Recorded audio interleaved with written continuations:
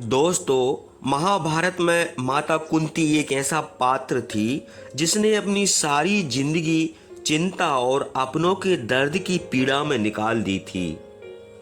दोस्तों, जब महाराज पांडु और माता माद्री का स्वर्गवास हो जाता है तो माता कुंती अपने पांचों पुत्रों को लेकर हस्तिनापुर में आ जाती हैं और उनके पुत्रों पर कौरवों द्वारा क्या क्या अत्याचार और क्या क्या मतभेद किए जाते हैं जानते हैं इस छोटे से वीडियो में। तो वीडियो को अंत तक पूरा जरूर देखिए। तो चलिए हम बगैर देरी करे वीडियो को शुरू करते हैं। कुंती ने अपने बच्चों के पालन पोषण में कोई कसर नहीं छोड़ी थी। एक ओर उसने जहां उन्हें माता का प्यार दिया, वहीं दूसरी ओर उनकी पिता की तरह देखरेख की। कुंती और उसके बच्चों को वन में ऋषि मुनियों का स्नेह एवं सहयोग मिलता रहा। अतः सभी पांडु पुत्र योग बने। जब बच्चे बड़े होने लगे तो कुंती को उनकी शिक्षा की चिंता हुई।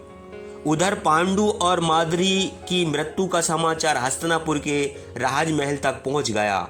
ऐसी स्थिति में भीष्म, विदुर, धृतराष्ट्र तथा राजमाता सत्यवती के दुख का ठिकाना न रहा।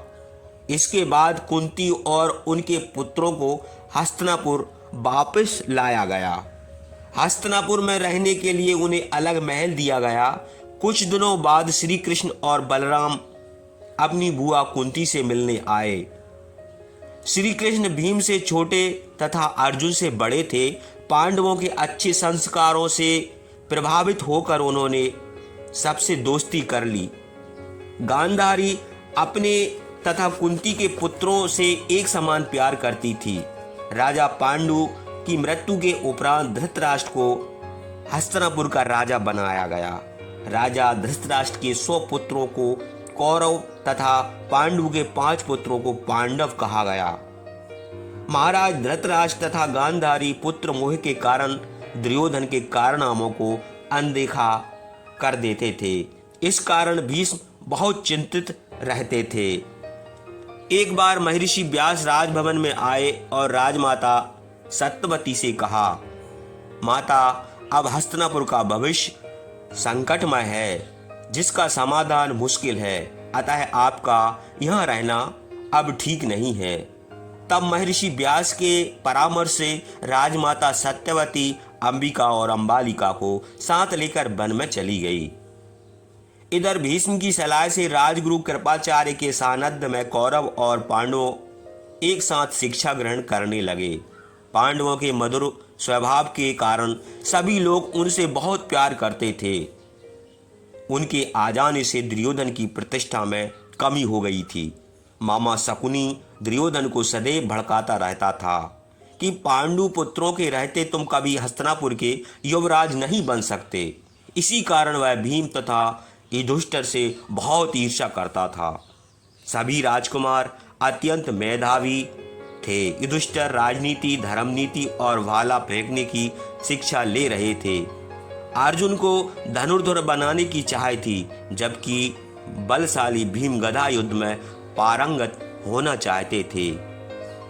ईर्ष्या के कारण दुर्योधन भी भीम जैसा बनना चाहता था, अतः वह भी गदा युद्ध सीख रहा था। एक बार सभी लोग सैर करने के लिए वन में गए।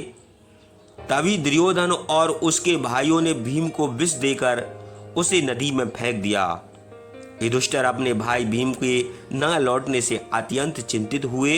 उधर भीम को नदी में विषैले सांपों ने काट लिया, जिससे दुर्योधन के विष का प्रभाव समाप्त हो गया। भीम को जीवित देखकर दुर्योधन मन ही मन में बहुत क्रोधित हुआ। और दोस्तों, इस घटना का पता धीरे धीरे राजभवन तक भी पहुंच जाता है। तो माता कुंती इस घटना को सुनकर बहुत दुखी हो जाती हैं। इस तरह मामा शकुनी के कहने पर दुर्योधन पांडु पुत्रों के साथ अपशब्द बोलना और हीन भावना रखना और पांडवों से हमेशा दूरी बनाकर रहता था। अगर आपको हमारी प्रस्तुति अच्छी लगी हो तो वीडियो को लाइक एवं शेयर ज़रूर कर दें और हमारे चैनल को भी सब्सक्राइब कर दें।